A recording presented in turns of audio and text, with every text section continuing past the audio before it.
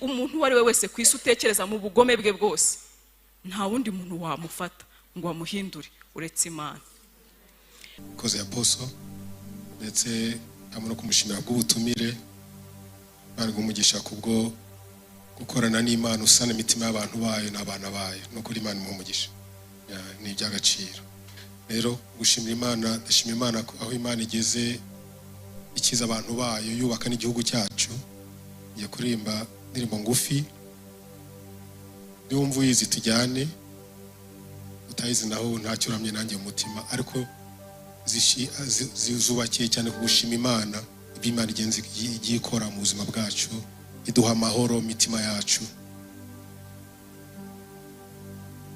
Kubera ubu tujya kuvuga umuntu akavuga ngo ndi umuntu, ariko kuba umuntu ntago bivuze kuba umunyacyaha, nta nubwo bivuze kwica, kwa ko umuntu yabaye umuntu na mbere yuko akora icyaha.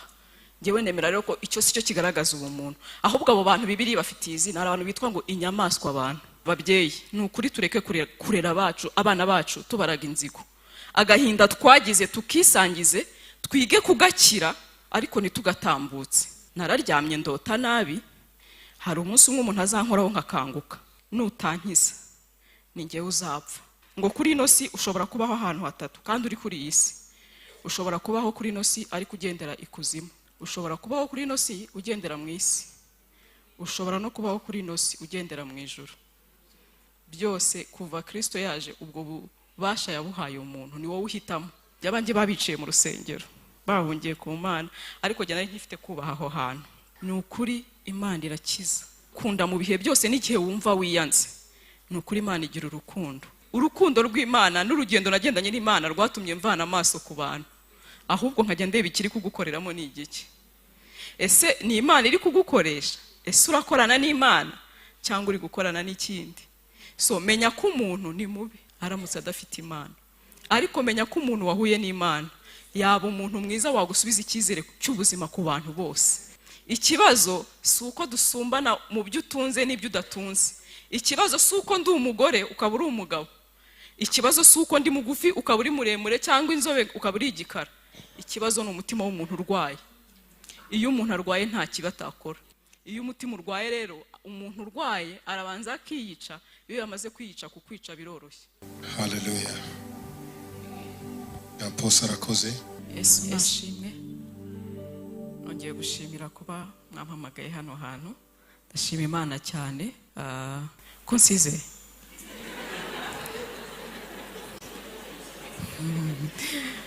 Ndashima Imana. Mbikoze bishaka kugira ngo museke. Nukuri namenye ko ijambo ry'Imana ritubwira ngo umutima unezerewe ngo ni ubugingo ku mubiri wose. Nk'uko umutima wonze gutera amagufa kuma. Ibyo ni bimwe mu ihumure Imana igiha abantu bayo. Uriya ushobora guhitamo kubabara, ugahitamo guhora urira, ariko Kristo yaje kugira ngo tunamenye ko ushobora no guhitamo kunezerwa. Hari umugabo witwa Paul ari mu bantu iyo avuga imibabaro yagize kubw'umurimo w'Imana, ni imibabaro myinshi cyane, ni ibintu dutekereza ukaba wagira ngo aranakabya, ariko niwe muntu wa mbere wanditse akajya atubwira ngo mwishime. Nongeye mbisubiyemo, ni mwishime. Ariko aduhishurira ibanga, aratubwira ngo ntabwo muri buze kwishima kubera ko ibibabaza bidahari. Ari ikintu kimwe nje kubabwira, mwishime mu mwami wacu. Hari ahantu honyine byemera, ni mu mwami wacu. Nkuko babivuze, nabaye muri uru Rwanda, so mba numva muri kubivuga, ariko abantu bose babaye mu Rwanda mbere ya Jenoside barabizi, babihamanya nanjye. Iyo tugenze dushobora kutabivuga, ariko iyo turi kuzenguruka, iyo turi gutembera mu gihugu cyacu twumva tubinezerewe, kubera ko hari igihe twabayeho ikintu cyonyine tuzi ari ubwoba.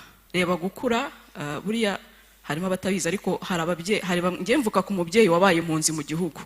No kuvuga hari igihe kigeze kugera bafata abantu bamwe baturuka za Gikongoro, baturuka Butare, baturuka Gitarama, leta ihitamo muri za 73 kujya kubajugunya ahantu Apostle yavuze yahereye muri Sake.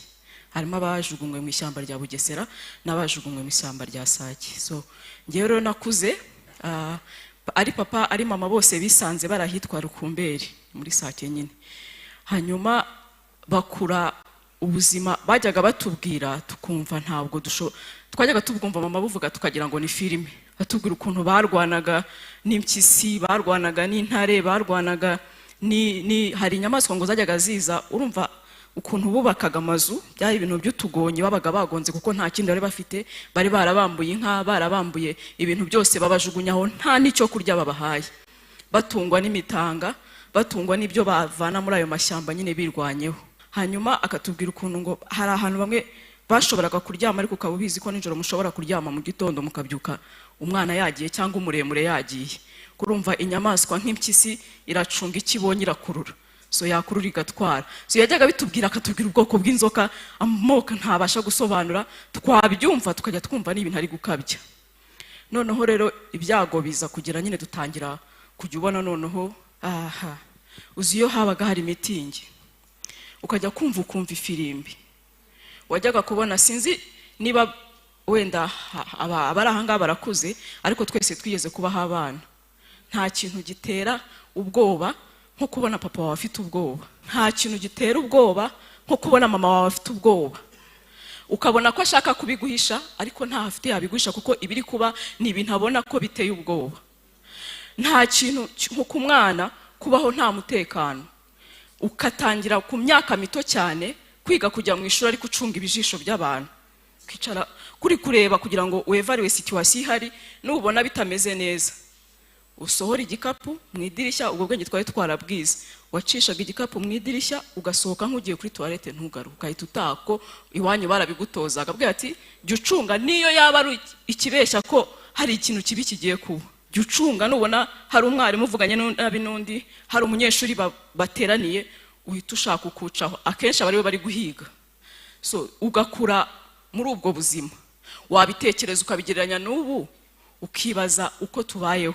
Ushobora no kuba utazi ubwoba kubera ko ubuzima bwarahindutse. So iyo tuvuga amateka y'igihugu, ni ukuri ntabwo tugamije kugira umuntu dusesereza cyangwa dukomeretsa, ariko ibintu byabaye ni ukuri byari bitoye isoni n'ikimwaro, kandi bikojeje isoni inyoko muntu yose. Nge sindi buze no kuvuga ngo abahutu cyangwa abatutsi, biteye isoni ku muntu wese wakoze nabi, biteye isoni n'ikimwaro, byahesheje izina ribi ubumuntu. Kubera ubu tujya kuvuga umuntu akavuga ngo ndi umuntu, ariko kuba umuntu ntabwo bivuze kuba umunyacyaha, nta nubwo bivuze kwica, kubera ko umuntu yabaye umuntu na mbere yuko akora icyaha. Ngewe nemera rero ko icyo si cyo kigaragaza ubumuntu, ahubwo abo bantu Bibiliya bafitiye izina, hari abantu bitwa ngo inyamaswa abantu. Rero iki gihugu cyabonye ibintu bikomeye. Tekereza, buriya tujya tuvuga ibyo muri jenoside, ariko na mbere ya jenoside washoboraga kubyuka. Njye njya nibuka ko hari ibitondo mwabyukaga mugasanga imirambo y'abantu mu muhanda, babishe na ba nyirabo ntibaramenya ko baguye nzira, bakaba baryamye aho. Uri umwana kubyuka ugahura n'ikintu nk'icyo ngicyo mu gitondo saa 12:30 cyangwa saa 1 mujya gusenga, birabishye, ni ukuri birabishye.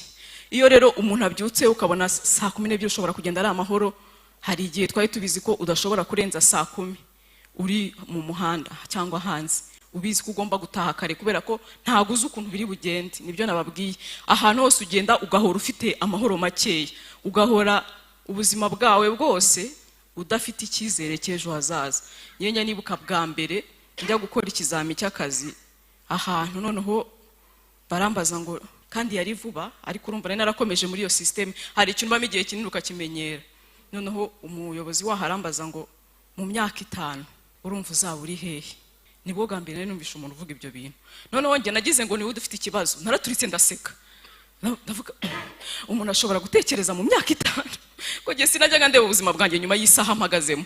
Sinigeze mbara ko nshobora gupangira ngo ejo hazaza, ngo gupangira nimugoroba. Oya, urumva iyo bayeho ubuzima bwo kurokoka, uhora ubara ko nta wamenya ikiri buguhitane, hora witeguye gupfa kubera kuko niko twateguwe. So uba byaramaze kujya mu mutwe wawe ku buryo uhora uzi ko wapfa isaha iyo ariyo yose. So umuntu rero kukubaza ngo mu myaka 5, nge nese nturika ndaseka ko sinumvaga ibyo bintu ukuntu umuntu ashobora gutinyuka kubivuga, ariko murebye mu maso mbona arakomeje. Ndavuga ubanza ninjye ufite ikibazo. Nabanje kugira ngo niwe ugifite, ariko ngeze aho ndavuga ubanza ninjye ufite ikibazo. So rero nashakaga kugira ngo mbanyuremo mu byumve ubwo buzima bwo kubaho, ubuzima bw'ubwoba, ubuzima bwo kubaho uzi ko isaha n'isaha wapfa kandi ukumva bikwiriye utanabizi ko ari ikibazo. Ubu ngubu nibaza ko hanagize igishaka kuba, ntago mwapfa guhagarara ngo babateme, muzambabarire muzansebye. Ngewe hari ikintu najyaga nibaza ukuntu umuntu w'umupapa ahagarara, ko hari umupapa umwe njya nibuka batemye, yatemwe n'akagabo kareshyaga nka gutya kagufi, kari karabaye n'agakuri, noneho kakajya kamubwira ngo urimo uramvuna unama. sha umupapa kunama havuga ndi umuntu w'umupapa runama koko akunamira akantu kugira ngo yambwira ngo uri wamvuna ndashaka gutema ku ijosi ngo uri kumvuna akamanuka sha umupapa aramanuka n'ukuri. So ibyo bintu urabitekereza ukavuga ni gute umuntu aba yarapfuye mu mutwe ku rwego urupfu ruza ntanamenye kubwira umuntu ati oya niba ushaka kuntema wenda usimbuke cyangwa simbiza ariko sindi bumanuke. Umuntu kuba ko bamaze kugutegura no mu mutwe uzi ko ugomba gupfa. So ndashima Imana ko kubwo Imana no gukorera mu bantu bayo kuko twamenye ko ubwo nibwo buryo Imana ikoramo. Nukuri yakoresheje ubuyobozi bwiza. Umuyobozi wacu atwigisha ko nta muntu ufite uburenganzira bwo gupfa kukwica. Ushobora guhagarara nawe ukabanza ukamubaza n'impamvu bagiye kukwica, ukabanza mukanabiganiraho. Atwigisha icyizere cyo kubaho, atwigisha kumenya agaciro kawe ku buryo umuntu adapfa kugufata ngo afata abantu bageze mu 100 magana ngahe abajugunye mu ishyamba ntihagire n'utaka, bagende bahuzagurike babeho nabi hadashobora basi no kugira uhaguruka ngo avuga ati ariko turarengana turazira iki. Turabizi ko babivugaga bakabacecekesha cyangwa bakajya kubata za Rusumo, barabikoraga ariko byiburuka nagira ko kantu ko kwirwanaho kuko tuzi ko mu Rwanda ntabwo ari hose bemeye. Abo biwacu kubera ko baramenyere kwirwanaho rukumberi bari bagerageje mu minsi ya mbere bose yafashe icyo ashoboye, baravuga bati ntago bazatwica gutyo. Ariko nyine urumva ntago ushobora kurwanya n'amasasu, ntushobora kurwana n'imbunda n'amagrenade ufite umuheto, nyine ugera ukaneshwa. Ariko byibura bari bagerageje kwirwanaho. So atari ukubera ko ndi kubigisha ariko ndashaka kubabwira ko namenye agaciro Imana iha umuntu. Menya ko twari tuzi ko najyaga nibazamara kuki waretse dupfa, kuki waretse batugenza gutya. Ngewe umujinya nari mfite mwinshi, nari ngufitiye Imana no kuruta abantu. Sinumvaga mu mbaraga zose ivuga mu bamarayika indatira uburyo ishobora kubona u Rwanda rupfa rukarinda rugera iyo tujya abantu bagapfa bagashira ntihagire ikintu kiba. Numvaga icyo kintu ntazi ukuntu nagisobanura. Ariko nza kuza kumenya ko icyambere cyo igihe cyose umuntu atazaba ari kumvira Imana ibintu bisa nka biriya bizaba. Dushobora kwicarana tukavuga ngo never again. Mu gihe cyose mu mutima wawe ucyemerera urwango ko ruguhiga, ushobora kuzasanga mu myaka 300 iri imbere abana bawe cyangwa abuzukuruza bawe aribo bazaba bari guhekura igihugu. Nanabisabira ababyeyi ni ukuri tureke kurera bacu abana bacu tubaraga inzigo. Agahinda twagize tukisangize, twige kugakira ariko ntitugatambutse. Hanyuma nisabire abantu barokotse, nisabire abantu bababaye sinabo bonye n'undi muntu wese wababaye, twige gukira. Nkuko umushumba yabivuze, ngewe nageze aho ndicara nari ntangiye kumenya Imana, ndavuga nti rero Mana reka nkubwize ukuri, nge sinzi kuryarya mu buzima bwanjye ikintu ntazi, sinzi kuvuga ibidahari, sinzi no kwigira icyo ntari cyo. Ubwo iyo bihari biba bihari, iyo bidahari ntibiba bihari. So nageze hano nicarana n'umwuka w'Imana ndavuga nti reka nkubwize ukuri, ntago nzigera nkuvuga ibyo utankoreye. Kubera ko ngewe habayeho igihe cyo kumva jenoside itarabaye, abantu ngira ngo barabizi. Hari igihe twabayeho twumva ukajya uvuga ubanza ari inzozi, nararyamye ndota nabi, hari umunsi umwe umuntu azankoraho nkakanguka.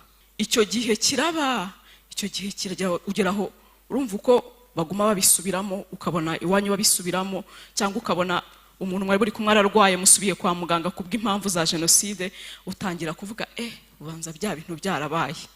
Noneho birangiye maze kwemera ko byabaye, nagiraga agahinda ariko cyane cyane karimo umujinya. Nimbabwira umujinya, nagiraga umujinya ku buryo numvaga ibintu byo kwicara gusa ngo mbabarire nago bizakunda. Ngewe njya nubaha inkotanyi, umuntu wese waje agasanga abantu be babishe afite imbunda ntagire ikintu akora, nukuri ndamwubaha.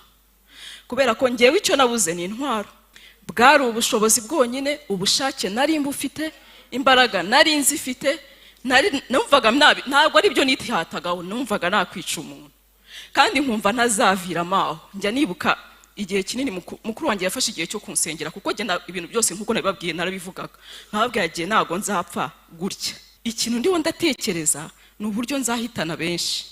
Noneho hari hatangiye kuza ibintu bya kamikaze bariho barabivuga, nkajya mvuga ni Imana. Ariko icyiza nabyo nabijyanagamo Imana, nkavuga Imana wambaye bariye bazo ukambabarira, akaba ari ngewe uzaturitsa gereza ya 1930. Igihe nari nzi ko ari interamwe zose zifungiye, niko nibeshyaga.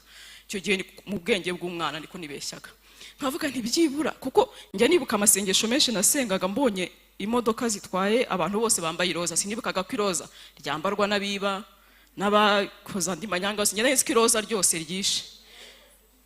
So iyo nabonaga ikamyo iciyeho, hari igihe bigeze kumara igihe bajyaga batwara mu makamyo sinzi aho babaga bagiye. Hanyuma nkajya nkireba nkavuga Imana nk'ubu kangirira neza, ikanyerera bagapfa bagacika imitwe, abandi bagacika amaguru. Najyaga nicara izo nzozi nkazirota ikamya ikarenga itaguye nkababara agahinda kakanyica nkumva Imana irongeye irampemukiye. So ndashaka kubamenyesha ko abantu mwihanganye nukuri genda ndabubaha ko igihe ntabwo nari ubwo butwari sinari mufite. So nageze aho mbwira umwuka ndambwira nti nutankiza ni njyewe uzapfa. Ko uko nagendaga nzamuka uko imyaka yagendaga buriya uko igihe gitambuka hari igihe cyabayeho tumeze nk'abakiri mu kinya. Noneho uko igihe cyagendaga gitambuka icyizere cyo kubaho cyiza ugatangira kubona ko bya bintu byabaye kandi ukabona leta nta kintu izabikoraho.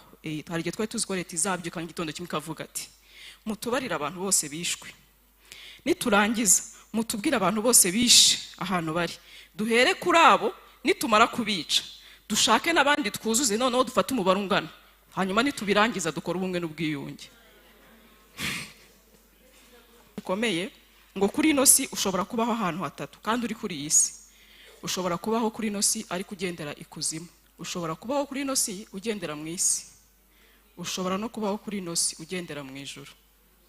Byose kuva Kristo yaje ubwo bubasha yabuhaye umuntu, ni wowe uhitamo ko uri bugendere mu bwami bw'ikuzimu cyangwa se ukagendera mu by'isi. Byane tuvuga ngo isi yaranduye, isi yarapfuye, isi, ariko ushobora no guhitamo ko amahoro Kristo atanga ari yagenga ubuzima bwawe. Kubera Yesu ayatanga ntago yaraje mu gihugu gifite amahoro, cyari igihugu nacyo gikandamijwe nka Isiraheli. Bari abantu bamaze n'igihe kinini cyane bahura n'ibintu byinshi kuko ubwoko bwa Isiraheli bujya gusa n'abanyarwanda ku bintu bimwe na bimwe. So araza ariko arababwira ngo njyewe amahoro ntanga ntago ameze nk'ay'abisi batanga. Aravuga ngo mwisi mugira umubabaro ngo ariko nimuhumure nanesheje isi. Jewe ubahagaze imbere impamvu ushobora guhagarara nkavuga ubu buhamya nseka abanzi barabizi. Hari umuntu nabonye bwa mbere niwe muntu wamfashe bwa mbere nsara, nari ndi mu rusengero bazana ibintu byo kwiyunga, nta nubwo nibutse ko ndi mu rusengero iby'agakiza nabisizaho, nari nicaye sinibuka ukuntu agakiza kancitse. Agakiza karancika kandi nari umuntu ugerageza basi wihagararaho bazanye ibintu by'ubumwe n'ubwiyunge mu rusengero, ndiruka umumama wicaye hara niwe wamfashe, aramfata arankomeza arambwira ati ntahujya, ntabwo nari muzi nawe ntiyaranzi, turanitiranwa. Aramfata arangarura mu rusengero, ariko nyine ngaruka kwa kundi wicara ariko uhagaze, ndagaruka ariko ntagarutse. Hako ndaza nyine kuko urumva ndi mu rusengero aho ngaho n'ahantu bitwararika, ngewe nari nkihubaka nubwo abantu banjye babiciye mu rusengero bahungiye ku Mana, ariko jye nari nkifite kubaha aho hantu. So muri makeya rero ngewe bampamagaye hano kugira ngo mbabwire urugendo rwanjye rwo gukira. Ntago naje kubabwira urwo gupfa, ngewe naje kubabwira urwo gukira. Nukuri jyewe ndi umutangabuhamya ko Kristo akiza. Ntabwo nari nzi ibi bintu ari igihe nzigera mbihagarara nkabivuga, nta nubwo ibi bintu ari ibintu ujyanamo n'abantu mu vindimwe. Nakifuje gutwara abo tuvindimwe, nakifuje gutwara abantu bose barokotse muri aya mababa, ariko ngewe icyo nje kuhagarara aha ngaha mbabwira ni ukuri Imana irakiza, ni ukuri Imana irakiza. Nongere mbisubiremo, ni ukuri Imana irakiza. Nagize urugendo rwanjye njyenyine, nageze aho mbona nta muntu mfite, nshaka urugendo rwanjye njyenyine kuko nabonaga ibintu bihari. Nari mfite umugabo mwiza unkunda kandi unshigikira kandi umfasha, kuko ni ukuri Imana iguhitiyemo iguhitiramo neza. Ngewe nari bwibeshye, ariko yo yarizi n'umutima wa Mama Divi ikajya ivuga ati nta wundi mugabo wagushobora, nta wundi mugabo washobora umutima wawe uretse Eme, nta wundi mugabo wari bunshobore.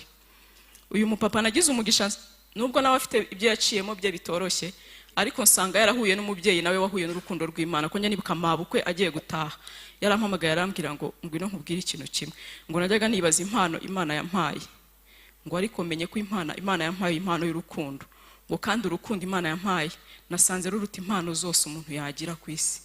Aravuga ati Imana yampaye urukundo Mama Dive genda kunda, kandi koko yari umumama ukunda. Umunsi apfa nibwo twamenye abantu yakozeho, abantu yahinduriye ubuzima, kuko yanabikoraga bucece, ibintu bye ntiyajyaga bikora sakuza. Nanjye nja gushaka muri uwo muryango ntiyigeze amfata nk'umwana w'ahandi, yambereye umubyeyi, anyigisha kuba umubyeyi, yampanaga nk'umwana, akankunda nk'abana be. Ndangije nsanga yaranabishyize mu muhungu we. Hanyuma umuhungu we agira urukundo rwa mama we n'urw'Umwuka Wera wamureze kandi amurera neza, baramfatanya. So iyo nabaga numva nananiye Imana narahindukiraga namureba nkavuga niba Imana yatanga umuntu ugukunda gutya akagukunda mu bihe byose n'igihe wumva wiyanze, nukuri Imana igira urukundo. Mujye mureka Imana ibakoreshe. Jewe Imana nayibonye mu muvandimwe wanjye witwa Chantal, nzahora nibuka ibihe byose. Indi Imana nayibonye muri uyu mugabo. Imana yanyeretse si yo mu magambo, Imana yanyeretse si yo mu bitabo no mu nyuguti zigoye, yanyeretse Imana mu buzima bwe, ubuzima yabayeho. Naramurebaga nkavuga nti Imana, nshobora kwitwaza ibintu byose ariko ndi mu bantu bakeya ugiriye ubuntu. Uyu mugabo natuma ntahinduka, ntacyo nzaba mfite cyo kwitwaza.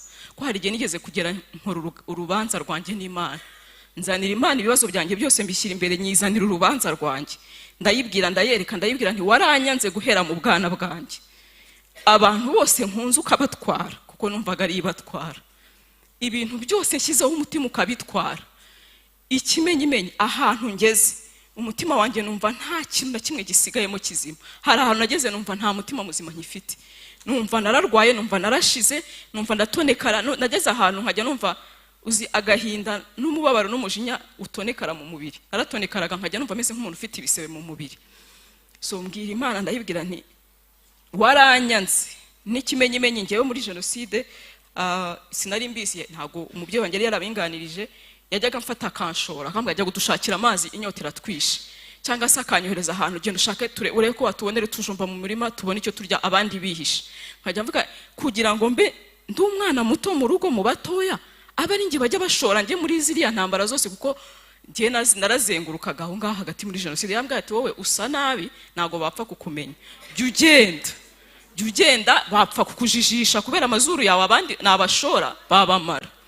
So ako kantu kakankomeretsa. Ariko nyuma twaje kuganira, oya ntimumubabare mama, twaje kuganira arambwira ati reka nkubwire, jenoside irangira Imana yaramvugishije njyewe, irambwira ngo uyu mwana ntacyo azaba. Itangira jenoside itangira yaravuze ngo uyu mwana ntacyo azaba. So ijambo yari afite Imana yari yamuhaye niyo ryatumaga avuga ati uyu nubwo yasohoka ntacyo yaba. Ariko jye mu mutima w'umwana, kuko ntari naraganiriye nawe, nkajya ngira ngo yaranshoraga, yaranshetaga. So ngize umugisha nza kubona ko atanshoye. Ariko ikirushijeho najyaga mbwira Imana, amashusho mfite uzayavana ute mu mutima wanjye, uzayasiba ute mu maso yanjye. Abantu bicaga ntabwo nari mbaza, ariko amashusho ndayabitse. Nshobora kureba nkibuka impinja nabonye, nshobora kureba nkibuka urutoki nabonye batemera mu muntu, nshobora kureba nkibuka abapapa nabonye bapfa imbere yanjye. Nkavuga aya mashusho uzayasiba ute, uzayavana muri njyewe gute ngo nshobore kubaho mfite amahoro. Ariko Imana ibibizi, ibizi ukuntu yabigenza. Njye naricaye niga umuntu, yaba abandi ndetse nanjye ubwanjye. Nta kintu nakubeshya niba atari Imana imfashe. Nababwiye ngo yaba abandi nanjye ubwanjye nta cyizere, nanjye ubwanjye sinizera, nanjye ubwanjye siniyiringira ntafite Imana. Atari Imana ifashe naba ibyo abandi bose bari. Atari Imana ifashe naba interahamwe kuruta izindi nterahamwe zose. Atari Imana ifashe naba umuhemu uruta abandi bahemu bose. Atari ubuntu bw'Imana naba indaya, naba umujura, naba umubeshyi. Njyewe ntago nyiri mu bantu bishushanya, ntacyo ntaba atari ubuntu bw'Imana. So nageze aho menya ko umuntu uwo ari we wese ku isi utekereza mu bugome bwe bwose, nta wundi muntu wamufata ngo amuhindure uretse Imana. Kandi umuntu wese mu bwiza bwe bwose uko bungana kose, nta wundi muntu wamugira mwiza gutyo uretse Imana. Njyewe ntago mba cyane hano, ariko ndareba. Nabanye n'uyu mushumba guhera hashize imyaka, tugendanye imyaka myinshi. Impamvu njyewe aha hantu nigeze no kuhakunda nkaza nkahaba, namubonye mu rukundo. Ko njyewe maze gutangira gukira, numvaga nshaka ahantu hari urukundo, numvaga aricyo kintu cyonyine nkeneye ko kindema. Nkajya murebera kure, nkareba urukundo agira, uburyo afasha abantu n'ibyo atabayereka. Hari ibyo avugira hano, hari n'ibyo akorera mu gikari. Nkareba uburyo agera ku bantu bose. Njye njya mubona agahinda agira, ukabona ko ashaka kwikorera abanyarwanda bose. Ariko nkabona ko ntabwo biva aho yavutse. Iyo ataba Kristo yari kuba kibereye ahantu kandi ameze neza, ntacyo yari kuba, ariko ntiyari kuba afite urukundo rwo kuba hano. So ibintu, urukundo rw'Imana n'urugendo nagendanye n'Imana rwatumye mvana amaso ku bantu, ahubwo nkajya ndeba ikiri kugukoreramo ni igiki. Ese ni Imana iri kugukoresha? Ese urakorana n'Imana cyangwa uri gukorana n'ikindi?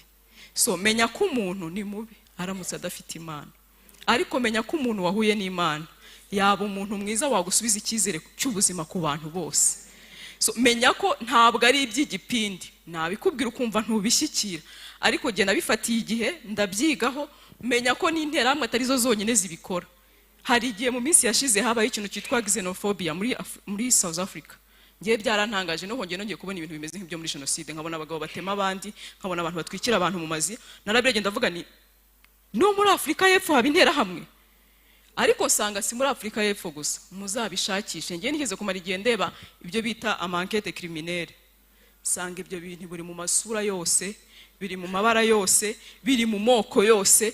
Wabitekerezwa ukiherera mu Rwanda ukagira ngo nibyo mu Rwanda gusa, ariko umuntu wese ku isi yose n'abantu batigeze bamenya aho u Rwanda ruherereye bavamo abantu babi bashobora gukora ibikorwa nk'iby'interahamwe zakoze, kandi bavamo abantu beza bakora ibintu ukajya ubareba ukagira ngo wahuye na marayika cyangwa wahuye na Kristo. So menya ko ikibazo si amoko, ikibazo si uko dusumbana mu byo utunze n'ibyo udatunze, ikibazo si uko ndi umugore ukaba uri umugabo, ikibazo si uko ndi mugufi ukaba uri muremure cyangwa inzobe ukaba uri igikara.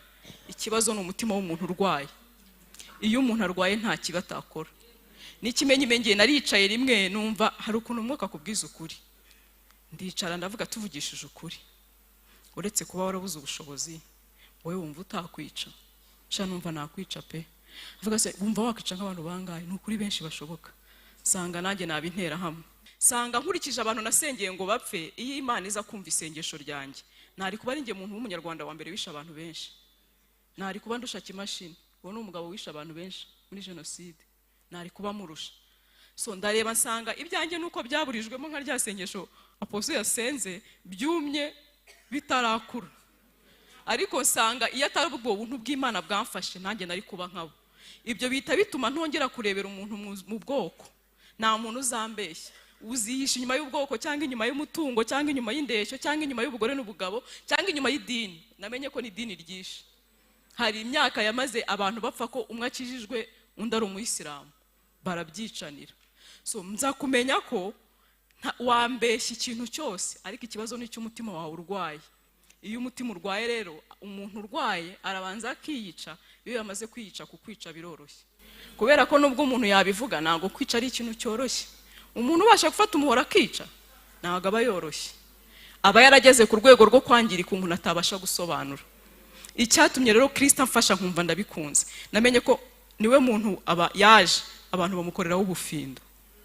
Buriya narabirege ndavuga ni reka twicare nge na Kristo tubitekerezeho. Jewe byarinaniye kuko nari ntabishoboye. Kristo yari afite ubushobozi bwo kugera ku isi twamwiryaho gato akahita asubirana umwuka we. Kwa kundi twizigiza gatoya, kuko uzabona ko igihe kinini yabayeho abafarisayo birirwa bamutega imitego.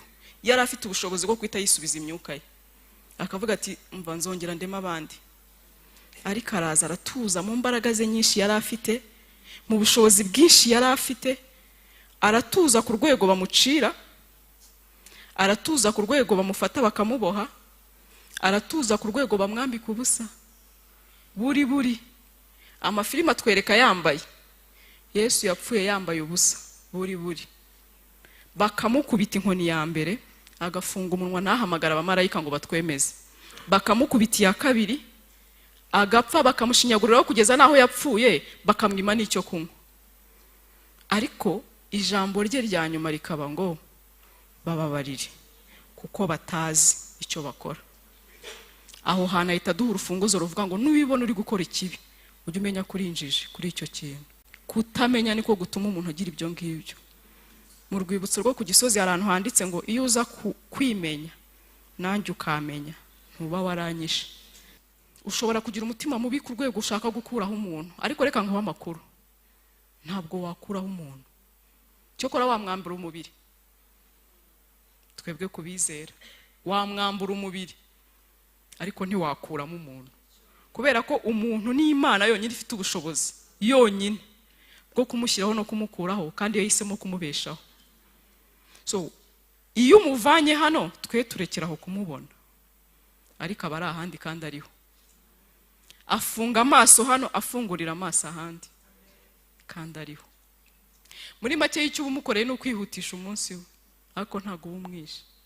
Ikirusha ibindi ngewe cyanejeje, cyatumye numva nezerewe nkakunda Imana, namenye ko umunsi abantu banjye bazagaruka ntabwo azaza afite agahiri ku mutwe, ntabwo azaza afite umuhoro mu nda, ntabwo azaza bamufomboje, ntabwo azaza yambaye ubusa, kuko justice yo kwisi icyo ishobora gukora no gufunga uwakwiciye. Ubutabera bw'Imana nuko twe tujya tubigoreka ngo ijisho ihorerwa irindi jisho. Uzi ikintu bivuze? Niba baragukuyemo ijisho, Imana igusubiza ijisho. Niba baraguciye akaguru, Imana igusubiza akaguru. Niba barakwishe, Imana igusubiza ubuzima. Uko niko Imana itanga ubutabera. Ibyo bintu byampaye amahoro, kumva sinari nzi ko icyo kintu ngifite, ariko umwuka wera araza akamurika n'ibyo utaruza akabikwereka. Nzakumenya ko Imana ifite ubushobozi bwo kunsubiza abanjye buzuye. Ibyo bintu bimihumure, menya ko n'umuntu wicaye yakoreye ubusa, ko bazongera kugaragara bambaye imibiri bameze neza, kandi noneho bambaye imibiri idapfa. Kandi aho noneho nta butera hamwe bwahakorera, ko ntiwabasha kwica umuntu aho ngaho Imana ibikweretse aho ibera igitangaza. Ntiwakwica umuntu ngo umukurikireyo ujye kumurangiza, ntibikunda. Ubushobozi ufite no kumuvana mu mubiri gusa, ariko arakomeza akabaho. Kubera ko ngo icyatumye Kristo apfa ni ukugira ngo abe umwami w'abariho n'abapfuye. Ntaho wamwamburira umuntu. Imana iduhane umugisha. Amen. Koze Apostle ndetse hamwe no kumushimira bw'ubutumire, Imana igumugisha kubwo gukorana n'Imana, usana imitima y'abantu bayo n'abana bayo, no kuri Imana imumugisha ni iby'agaciro. Rero gushimira Imana, ndashimira Imana aho Imana igeze ikiza abantu bayo, yubaka n'igihugu cyacu. Ngiye kuririmba indirimbo ngufi, niwumva uyizi tujyane, utayizi naho ntacyo uramye nanjye mu mutima, ariko zubakiye cyane ku gushima Imana ibyo Imana igiye ikora mu buzima bwacu, iduha amahoro mitima yacu. Kera mu bugingo bwanjye narahindagurika, hamwe narakekeranya, maze ahandi nkizera. Kera mu bugingo bwanjye narahindagurika, hamwe narashidikanya, maze ahandi nkizera. Amahoro Yesu ampa aruta yo nari nzi, none ngenda habona, kuko nize kwizera.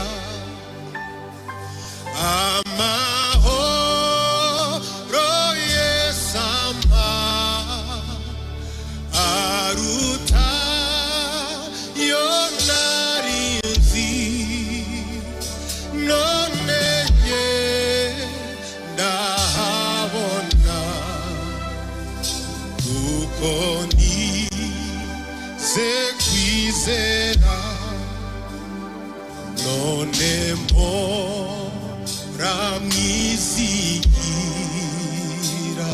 nta kindi kimbereye. Yesu anyobora nyenga ahantu h'ubukiru, none mpora mwizigira, nta kindi kimbereye. Yesu anyobora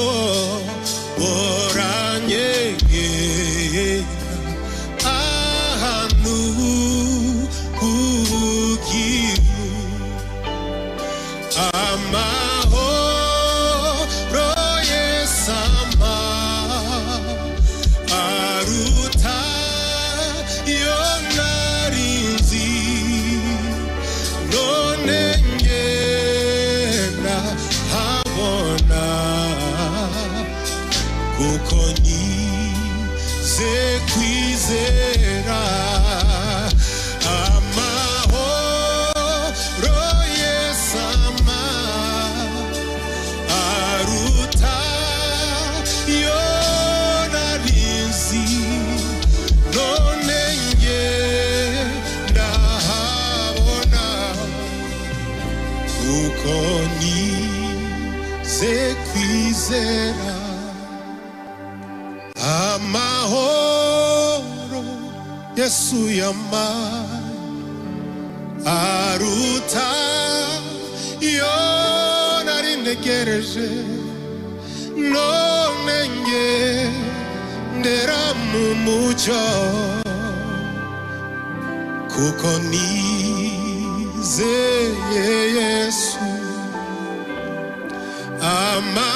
amahoro Yesu yampaye arutayo nari ntegereje ubu naramurikiwe kuko nizeye Yesu amahoro Yesu ampaye aruta yo nari nzi none nge ndahabona kuko nize kwizera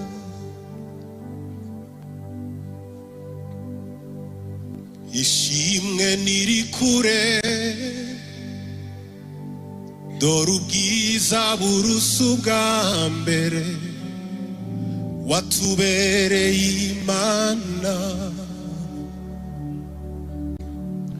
ku gitanda cy'ububabare inshuti zose zabuze ni wowe twiseguye ishimwe niri kure dore ubwiza burusa ubwa mbere watubereye Imana ku gitanda cy'ububabare inshuti zose zabuze ni wowe twiseguye watubereye indirimbo ya nijoro utubera ishimwe igicuku kiniha watubereye ushobora byose waduhinduye ururabo rwo mu kibaya ruhorana itoto rutuhiriwe watubereye igitangaza watubereye indirimbo ya nijoro utubera ishimwe igicuku kiniha watubereye ushobora byose waduhinduye ururabo rwo mu kibaya ruhorana itoto rutuhiriwe watubereye igitangaza wasanze tumeze nk'uruhinja rutawe utubera umubyeyi wasanze tumeze nk'umugore wasenzwe uduhembuza urukundo wasanze tumeze nk'uruhinja rutawe utubera umubyeyi wasanze tumeze umugore wasenzwe uduhembuza urukundo watubereye indirimbo ya nijoro utubera ishimwe igicuku kiniha watubereye ushobora byose waduhinduye ururabo rwo mu kibaya ruhorana itoto rutuhiriwe watubereye igitangaza watubereye indirimbo ya nijoro utubera ishimwe igicuku kiniha watubereye ushobora byose waduhinduye ururabo rwo mu kibaya ruhorana itoto rutuhiriwe watubereye igitangaza watubereye indirimbo ya nijoro utubera ishimwe igicuku kiniha watubereye ushobora byose waduhinduye ururabo rwo mu kibaya ruhorana itoto rutuhiriwe watubereye igitangaza